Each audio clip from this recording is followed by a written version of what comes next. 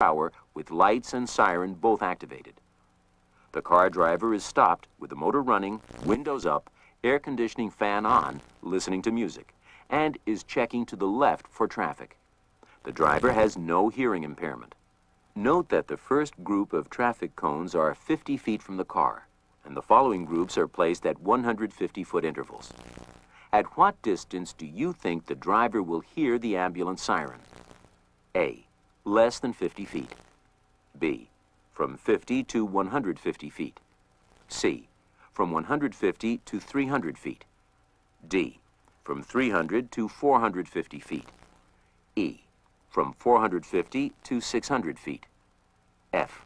Over 600 feet. Let's watch. The driver will flash his lights and sound his horn as soon as he hears the siren.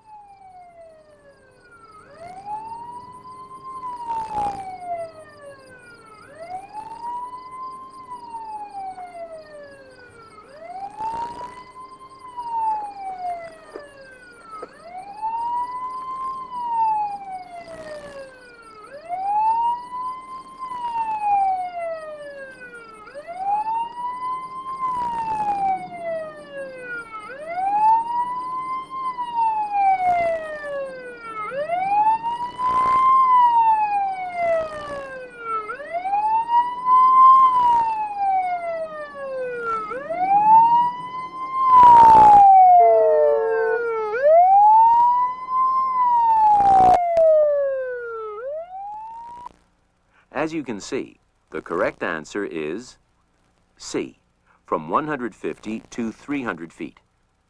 The driver signaled when the ambulance was approximately 240 feet away.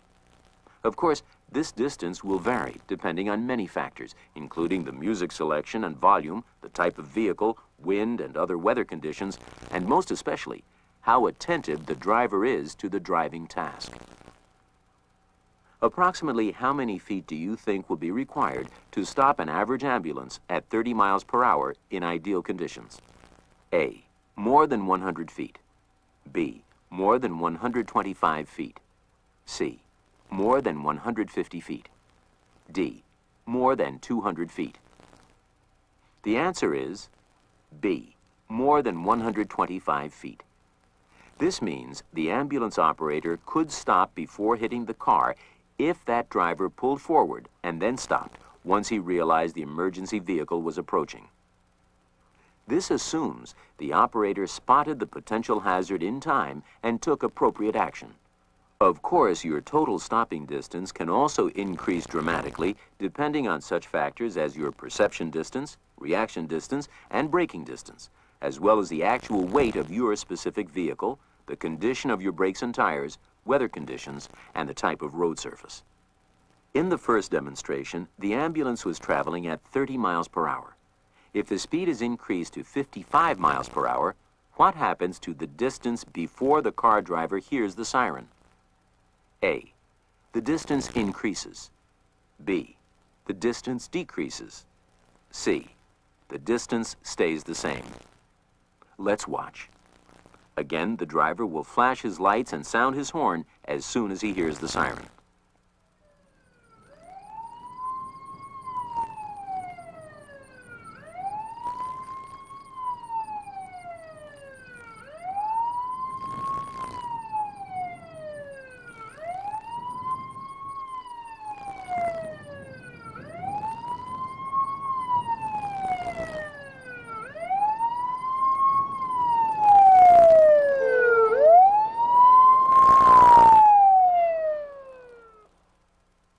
The distance decreased substantially, from approximately 240 feet to approximately 140 feet. What happens to the total stopping distance for the ambulance? A. The distance increases. B. The distance decreases. C. The distance stays the same. Of course, the total stopping distance increases substantially to more than 400 feet.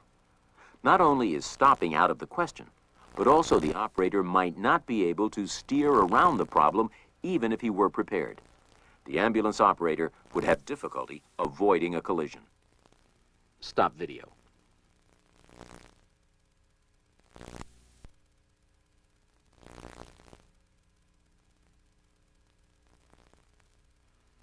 These demonstrations show that even an attentive driver who is expecting the ambulance does not hear the siren nearly as quickly as you would expect. It's up to you, as the professional, to compensate for the other drivers with your defensive driving.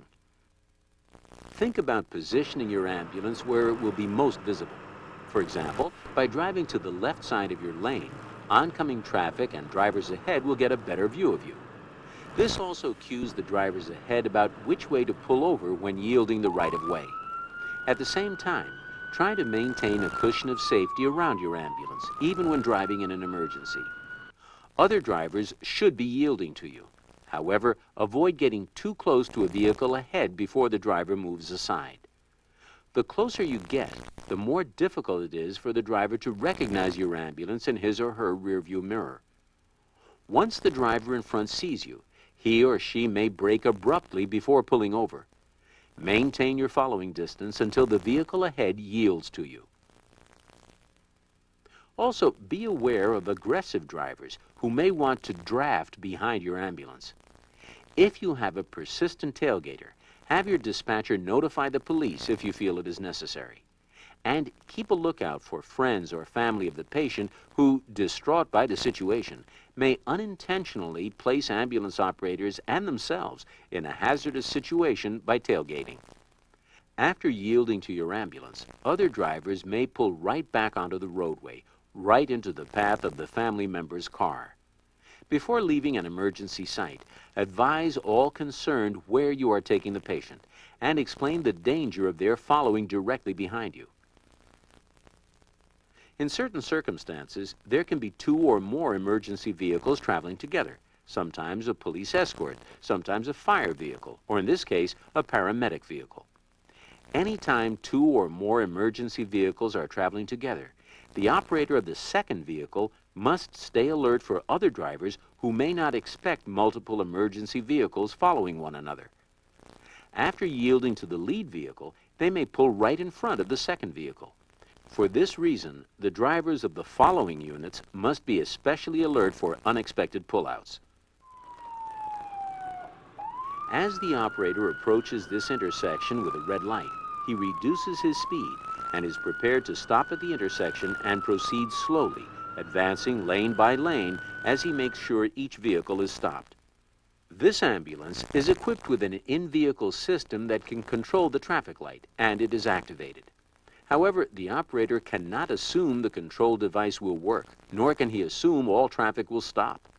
A green light does not guarantee a clear route. Even when you or your dispatcher is controlling the traffic lights, you still must drive with great care at intersections. Notice how the operator slows way down and proceeds to this busy intersection with great care. Here, he will be proceeding straight through the intersection. Where are potential conflicts with other drivers or pedestrians who may not see or hear the lights and siren? The driver at the head of the left turn lane could begin turning. The operator must make sure all cross traffic is stopped and waiting, including the driver that might be planning to turn right on red. With all traffic stopped, that driver may think he can quickly make a right on red. The operator will have to check both the left and right to be sure no pedestrians are crossing against the light, and his view of pedestrians approaching from the right is blocked by the waiting traffic. He must also keep an eye on the bicyclist. Bicyclists often ignore the rules of the road, and they frequently feel they can beat an approaching vehicle across an intersection. With so many potential hazards at a busy intersection, the operator must keep his speed very low, even with a green light. Driving an emergency vehicle does not give the operator the right to ignore the safety of the other drivers and pedestrians, even when one makes a mistake. Let's pick up on Mike's story about his experience going through an intersection with a red light. What I remember of the car was that all of a sudden this person was right in front of us. My only reaction and time to react to anything was to stiffen at the wheel this way. My next conscious thought was we were on our side, spinning, and the ambulance was filling up with smoke. We had no idea if we were on fire or if it was just fluids that had tipped over onto the hot engine block. We had no idea. But we weren't about to sit there and try to wonder. My partner and I were able to extricate ourselves. And when I got out through the back, I realized that if we went over on our side, that we must have hit whoever it was that was in front of us, because I have no recollection of the impact whatsoever. The only thing that I remember of that, just prior to the impact, was this face staring at me in stark terror. What I really don't know is if that's what I actually saw, or if that's what I remember from the nightmares that occurred afterwards. Well, we made our way back to the intersection, and I found the car that we had hit.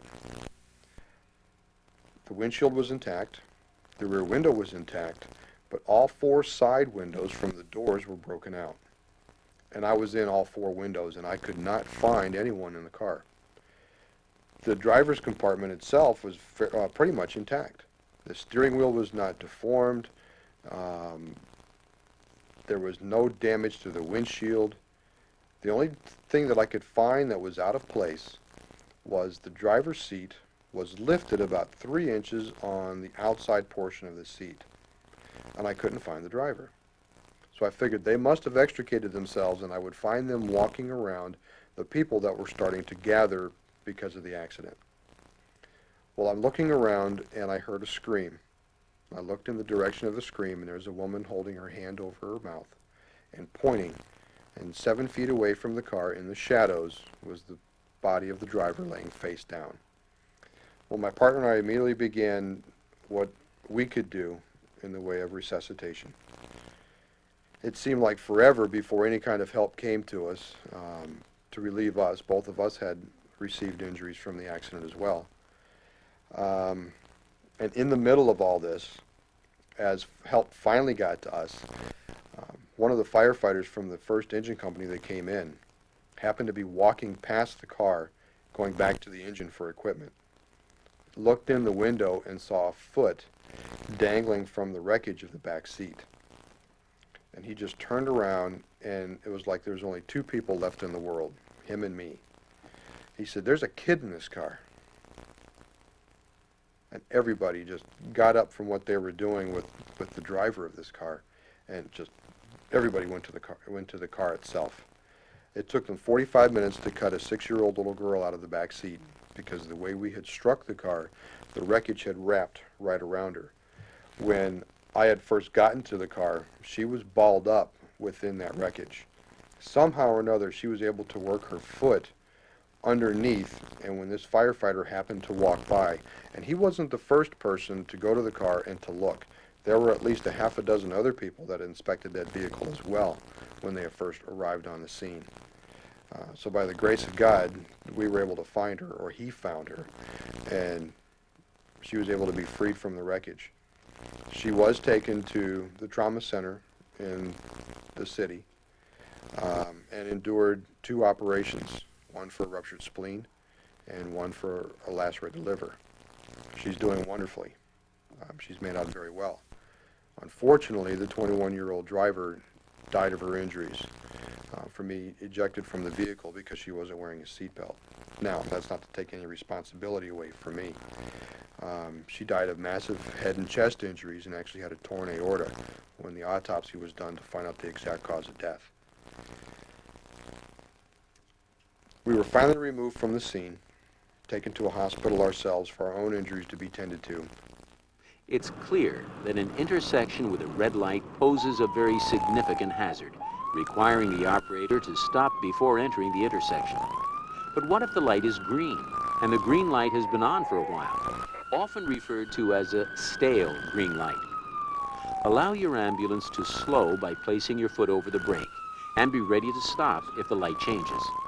This will prepare you for a driver who might jump out the instant the light changes. Since the light didn't change, move slowly through the intersection, checking that traffic in all directions is stopped. Treating the green light with caution prepared you for this driver. You're the professional who must allow for other drivers' mistakes.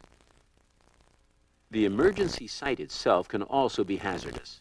There are often other emergency vehicles, emergency personnel, onlookers, and perhaps debris and fuel from a motor vehicle collision. When you arrive, select a safe place to park. Whenever possible, position your ambulance far enough away from an active roadway so you can access outside doors safely. Remember that the police officer is in charge at the emergency site. Once parked, check traffic in both directions before getting out of your vehicle. Now, let's go back and see how Mike's situation turned out. So when this police officer walked in, he confirmed that Angela had been pronounced dead when she arrived at the hospital she was transported to, and asked if I'd like to give a statement, or if I wanted to give a statement. Now, in my frame of mind at that particular point in time, I thought if I didn't say something, that I was trying to cover something up, and I didn't want it to look like there was any kind of a cover-up or any kind of guilt there. As far as I knew, it was an accident, and that's all it was. So I started to get into how the call came in of 3 children and a baby and bodies lying all over the road, how we went en route, the radio call of the dispatcher informing us that there's now a motorcyclist involved in this accident, and I had used some improper terminology that I never thought would be damaging. I had said that we were both all pumped up. Well, this police officer had taken it that I was either on drugs, drinking, or both. I relayed how we had gone through the intersection prior to the accident intersection with the green light, my foot slipping off the air horn button on the floor, clearing the intersection, looking down, putting my foot back on that button, and as my sight went back out through the windshield, caught sight of the speedometer and what our speed was, and immediately backing off the accelerator. As I was still relating the story, I noticed that the police officer had put his pen back in his pocket. He had slammed his clipboard closed. He looked at me. By this time, my fiancée was in the emergency room with me. And he looked back at me. He said, "Son, you screwed up." Except his language was a little more forceful than that. He said, "I suggest you get an attorney." That was the beginning of a very long road, so to speak. The county grand jury where the accident happened indicted me on 4 minor traffic misdemeanor counts of reckless operation, excessive speed, assured clear distance, and failure to use due regard in a controlled intersection. I was also indicted on 2 felony counts of aggravated vehicular homicide and involuntary manslaughter. After a 3-day trial, the jury found me innocent of reckless operation. The excessive speed charge was thrown out because there is nothing in the Ohio Revised Code that limits the speed of an emergency vehicle. And what I'm finding out in most states, that is also true. There is no limitation on the speed of an emergency vehicle. But what the law does say is you will operate with due regard. The assured clear distance charge was also thrown out, and by the actual jury vote, I was found innocent of aggravated vehicular homicide and involuntary manslaughter. What the jury did not understand, and each one of them had called my attorney to tell them this, was that when they found me guilty of not following due regard in a controlled intersection, I was automatically guilty of involuntary manslaughter because the two had been attached. Mike served 2 years in prison on a 2 to 10-year sentence. As it stands now, I am still a convicted felon. Will I have the opportunity to be a firefighter again? I doubt it. Will I have the opportunity to be a paramedic again? That's kind of iffy.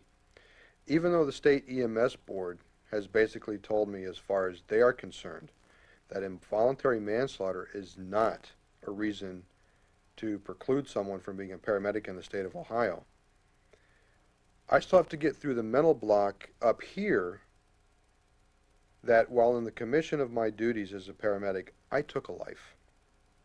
In here, I would go back in a heartbeat and do the job that I love to do.